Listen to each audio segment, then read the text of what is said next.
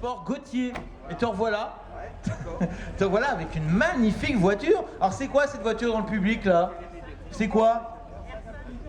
Une R5 Alpine. Il manque quelque chose. Ah, turbo. Parce que je rappelle que la Renault 5, elle est sortie en 72.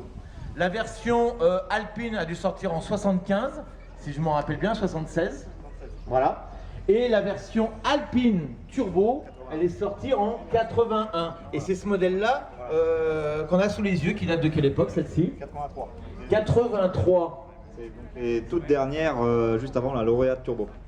La lauréate Turbo qui était la fin de la Renault 5 avant la Super 5, qui est vraiment un autre modèle. Hein. Voilà.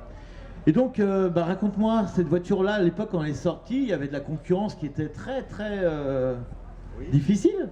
Je me rappelle d'une Golf, moi GTI à l'époque, et bon, on a mis le turbo sur cette voiture pour essayer de compenser un peu, mais bon, elle était, alors je vais pas te vexer, mais elle était un peu dépassée par rapport à la Golf. Ah oui, Au niveau de la tenue de route. Oui, voilà, surtout par rapport au châssis.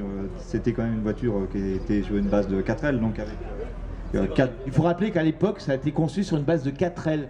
Hein, donc bien sûr, on lui a mis de la puissance au fil des années, mais à la fin, la pauvre... Les trains roulants, c'est toujours 4 barres de torsion, donc aussi bien à l'avant qu'à l'arrière. Donc il n'y a pas de... C'est pas comme une voiture moderne avec des amortisseurs comme sur la Golf. Je pense que les gens ils connaissent les barres de torsion. Oui, enfin c'est l'ancêtre. Vous connaissez les barres de torsion? Ça implique quoi sur une voiture? D'avoir un empattement différent à droite comme à gauche? Tout dépend des réglages aussi après. Et ouais, vous avez un empattement qui est plus long d'un côté que de l'autre quand vous regardez bien. Voilà, de quelques centimètres. Sur celle-là, 5. 5 centimètres. On le voit pas là, ici, voilà. Voilà. Voilà, faudrait prendre un mètre, on va pas prendre un mètre aujourd'hui, on n'a pas le temps. Mais il faut savoir ça, dès qu'il y a des barres de torsion, il y a un empattement qui est différent à droite, à gauche. À cause de l'arrière. À cause de l'arrière, parce que les barres de torsion, bien sûr, elles se chevauchent. Faut les mettre l'une devant l'autre. L'une devant l'autre, et bien évidemment. Voilà. Donc, qu'est-ce qu'on peut dire sur cette voiture? La Renault 5, la version de base, ça reste un modèle qui a été un gros succès pour la régie Renault. Un gros succès. Quand cette voiture est sortie en 72, c'était fabuleux. La version Alpine, elle, c'était une des dernières versions sportives. Oui, là, c'était la version sportive de l'R5. Ouais. Combien de chevaux à l'époque? 110? Sur l'Alpine Turbo, oui. 110, ouais. 110 chevaux. 110 et surtout l'effet turbo, quoi. Chose qu'il n'y avait pas sur, par exemple, une Golf GTI. On a l'effet turbo, c'est-à-dire qu'on a un petit coup de pied aux fesses. Un gros. Avec un petit décalage comme à l'époque. Oui, voilà, ouais, avec un bon temps de réponse. Mais, D'accord. Le turbo à l'époque, on appuyait, la puissance n'arrivait pas tout de suite. Non. Donc dans un virage, fallait doser. Fallait doser, mais bon, surtout à l'époque, fallait pas rouler avec 4 grammes. Quoi. La tienne, elle est magnifique, franchement, on dirait une voiture qui sort d'usine. Elle est super. Comment vous la trouvez, vous? Elle est superbe. On dirait même qu'elle est surbaissée. C'est étonnant, ça, non? Ouais. Donc, ouais, elle est quand même pas tout à fait d'origine par rapport pas d'origine. Par rapport aux modifications que je fais dessus, parce que je veux la mettre en version coupe. Alors, c'est vrai qu'à l'époque, Renault faisait des formules de promotion et il y avait la coupe Renault 5 et donc la version Renault 5 Alpine Turbo en version coupe. Il y avait des spécificités. Donc oui, des barres de torsion plus grosses, un châssis plus rigide en fait. Ouais. Puissance moteur c'était identique. Et surbaissé. Et par contre oui, il rigidifiait la caisse et puis la vidait, de façon à en faire des voitures de course. Les vraies versions coupe aujourd'hui elles sont très rares, hein, parce qu'elles ont couru, elles sont lessivées. Et bon de toute façon elles ont toutes été forcément comme des voitures de course massacrées. Donc voilà. Donc toi tu te rapproches de cette version coupe. Voilà. La différence c'était surtout le châssis, je disais, et le freinage. Donc là j'ai plus les mêmes jantes du coup, on a des jantes comme une R5 Alpine en fait, mais elle a des anthrax d'R12. Ah d'accord. Donc c'était des freins d'R12 Gordini qu'ils avaient mis avant. D'accord. On a, je rappelle sur cette voiture, des disques à l'arrière. Oui. Oui. Qui n'en avait pas sur l'Alpine tout court. Non, sauf l'Alpine Coupe. Sauf l'Alpine Coupe. Voilà. Bon. On va essayer de faire vite parce qu'on peut pas. Voilà. Ah oui, je te prends de haut aujourd'hui. Ouais. Donc, comme je te disais tout à l'heure, il a deux voitures. Quand il pleut pas, il en a une super nickel, mais top. Et quand il pleut, il n'ose pas la sortir, donc il a une seconde qui est un peu moins en bon état. Mais bon. On va dire qu'elle est d'origine, quoi. Ceci, elle est. Ouais, elle est d'origine. Alors, la Golf, déjà, c'est sorti en 74. La Golf de base. Qui était déjà une très bonne voiture. Volkswagen sortait de l'ère coccinelle avec des voitures plus classiques. Ça n'a pas été facile d'ailleurs. Et ils ont eu l'idée enfin, certains ingénieurs chez Volkswagen ont eu l'idée de faire une version de la Golf un peu survitaminée, un peu plus puissante. Et ils ont sorti une Golf qu'on a appelée GTI. À l'époque, ça ne voulait pas dire grand-chose, mais très vite, ça allait devenir vraiment une voiture, la voiture qu'il fallait avoir. Si tu n'avais pas de Golf GTI, voilà. Il y avait ceux qui avaient les Golf GTI et ceux qui ne l'avaient pas en fait. Équivalent en fait. Il n'y avait rien d'équivalent. Ça a démodé toutes les versions sportives de l'époque. Tout à fait. Aussi, la mort, hélas, de notre président, Pompidou. C'est vrai. Alain Pour remettre Poher. la voiture dans son contexte, c'est la mort de Georges Pompidou, notre président. Et Alain Poher a pris donc l'intérim, qui était le président du Sénat. Voilà. Voilà. Et nous aurons des élections juste après. Et qui va-t-on avoir arrivé au pouvoir en 74 Giscard d'Estaing, qui est toujours en vie d'ailleurs, et est vieux. Hein. Et alors, il faut Voilà. savoir que Pompidou, on a caché sa maladie et que les présidents avaient tous juré qu'il y aurait un médecin qui annoncerait ou non l'état de santé suite à la mort de Pompidou, ce qui n'a pas été refait par la suite, puisqu'on n'a jamais connu l'état de réelle Voilà. santé. Pompidou qui était très amateur de belles voitures et notamment de Porsche. Hein, Pompidou. Et d'ailleurs, on a parlé ce week-end de François Hollande qui assiste aux 24 heures du Mans. Et la dernière fois, il fallait remonter à 72 pour voir un président 24 heures du Mans. C'était Pompidou en 72 pour la victoire de Matra.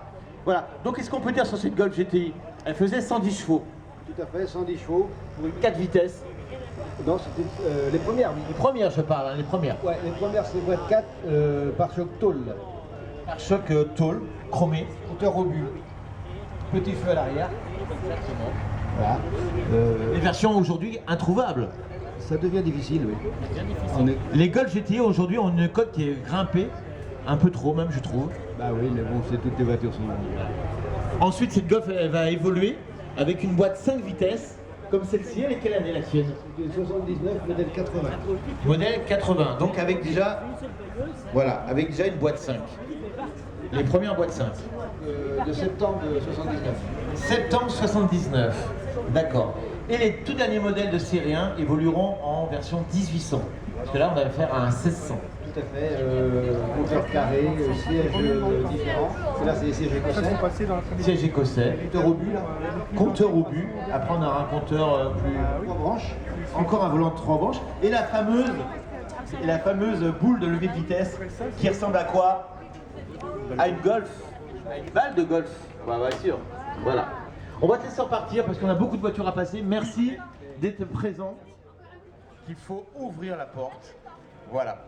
Je rappelle que cette voiture est utilisée encore par Jacques Chirac quand il était président, cette voiture, qui était déjà pourtant vieille à l'époque. Exact, oui. Si je m'en rappelle bien. Donc on a affaire à une... Et Giscard. Et Giscard. Donc je rappelle que la CX est sortie en 74. Elle a été construite jusqu'en 89. 91 pour les derniers breaks. Voilà. Et que la version Prestige est sortie assez rapidement avec d'abord le toit plat.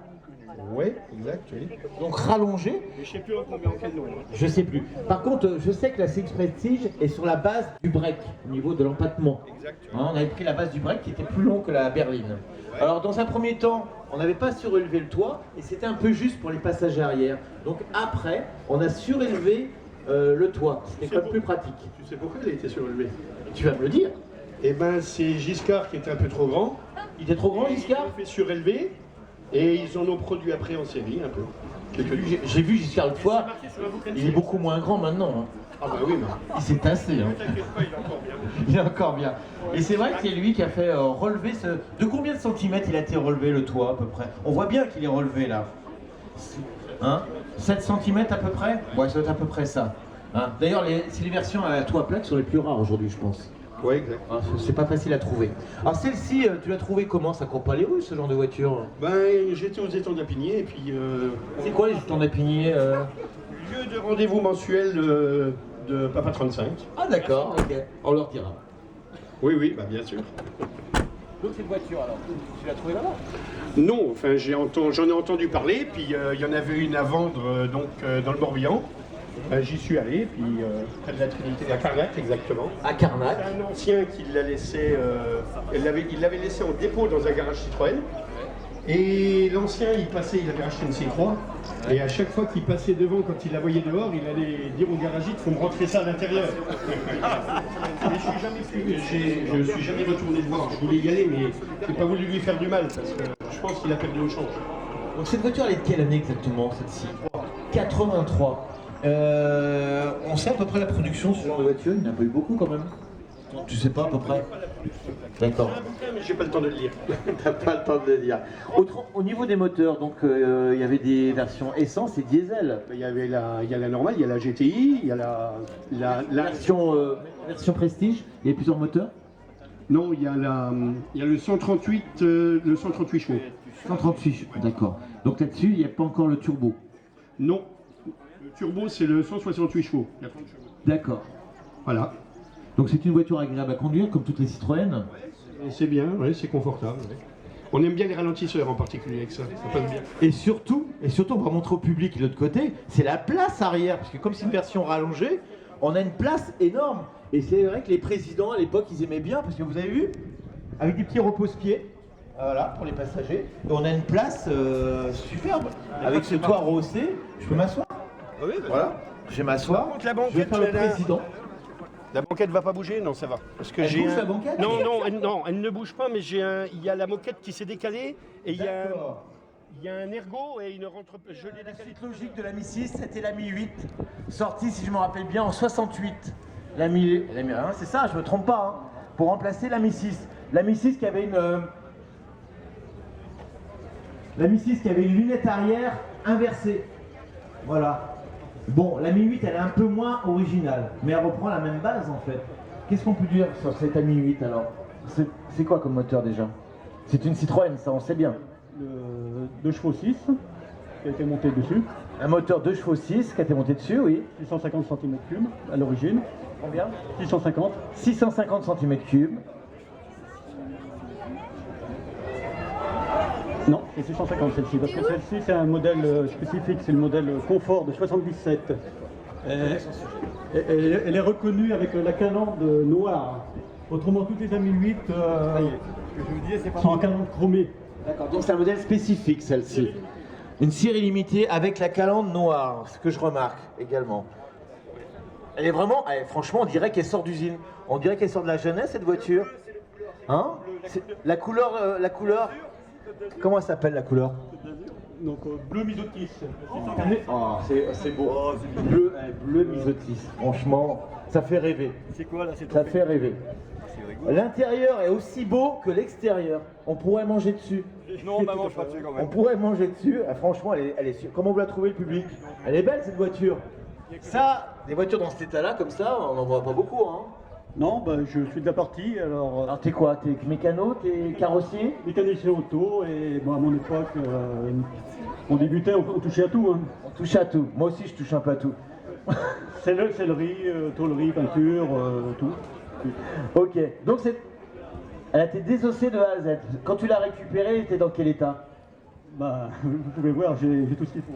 Ah bah oui, mais on va pas regarder, on n'a pas beaucoup de temps. C'était une épave? Elle était roulante? Elle était comment? Elle était roulante. Une sortie de grange? Sortie de grange. Ouais. Caisse pourrie. Caisse pourrie? Oui. Donc t'as trouvé une autre caisse? Non, non, j'ai tout refait. Tout ressoudé? Tout ressoudé. Tout découpé? Plancher, pédalier, plancher. Et ça t'a pris combien de temps ça? 4 ans. 4 ans pour refaire une voiture neuve? Oui. Ah bah, chapeau. Franchement, chapeau. Il y en a franchement qui sont bons. Hein? Franchement, elle est superbe. Alors l'intérieur est dans le même état que l'extérieur. Franchement, sympa ta voiture. Sympa. Donc c'était des voitures, à l'époque, chez Citroën, on avait ce petit coffre.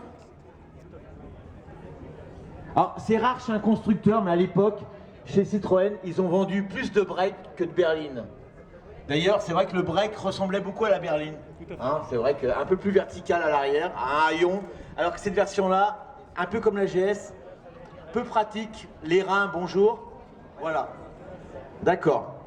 Voilà, donc cette voiture, elle est franchement magnifique, très très belle, bien restaurée, vous pouvez l'applaudir. Bon, je suis obligé d'accélérer. Les petits chiens à l'arrière, ça c'est tout à fait d'époque. Elle est superbe, superbe. Allez, on va accélérer un peu, parce qu'on a beaucoup de voitures à raccourcir par rapport à l'empattement d'origine. et qu'on a décapité carrément. Et ça t'est fait où? Vous savez où ça t'est fabriqué ces voitures? Redon. Ça t'est fabriqué à Redon, pas loin d'ici. Et je crois que ça a été fait dans les années 80. La première, je crois que c'est 82. 1982 pour les premières. Et ça s'est terminé l'aventure en quelle année? 90. 90. Et ouais, dommage hein. Et c'est fabriqué sur le port de Redon, je crois. Établissement. Tout à fait, c'était la société Car System, donc qui était pour Fabriquer ces voitures. construction des automobiles redonnaises. C'est un constructeur. Hein. Il y avait l'aval de Renault. C'était officiellement un constructeur à part entière, qui a même été le 3e constructeur en France à une période. Ah ouais, 3e, t'es sûr? 3e, il fabriquait 200 voitures par an. 200 voitures par an. Et la belle aventure s'est terminée. Donc c'est vrai que j'ai dit la plateforme est raccourcie. De combien de centimètres à peu près? 27. 27 cm, c'est pas rien quand même, hein, ça fait un sacré bout. On a renforcé avec un arceau. Un arceau. Elles ont toutes l'arceau, pas toutes. Hein. Il y a plusieurs options à l'époque. Il y avait beaucoup d'options, c'était une voiture un petit peu catalogue avec une myriade d'options qui étaient possibles. Elles avaient quasiment toutes l'arceau quand même, pour des raisons de rigidité et de sécurité en cas de retournement. D'accord. On a des élargisseurs d'ailes en polyester, on voit bien. Des jantes plus larges en tôle quand même. On a des sièges paquets. Et on a sans doute un petit coffre à l'arrière, donc c'est une 2 places. Strict 2 places. C'est strict 2 places. On a une toile, en cas de pluie, et on peut appeler ça un torpedo, hein, un peu. On a des portes aussi qu'on peut mettre ou pas? En toile? Il y a des portes en toile qui se mettent également, mais bon, la voiture est plus sympa quand elle est ouverte. C'est fabuleux comme voiture, c'est sympa quoi. Ça fait un peu, c'est un véhicule de loisir en fait. C'est un véhicule de plage. La tienne elle est de quelle année? La mienne est de 87. 87. Le moteur est d'origine? Moteur d'origine. Moteur 4 cylindres, donc 1100. Cléon Renault classique, 34 chevaux. Moteur qui a été utilisé sur beaucoup de modèles de chez Renault. Merci à toi. On va te laisser repartir pour présenter une autre...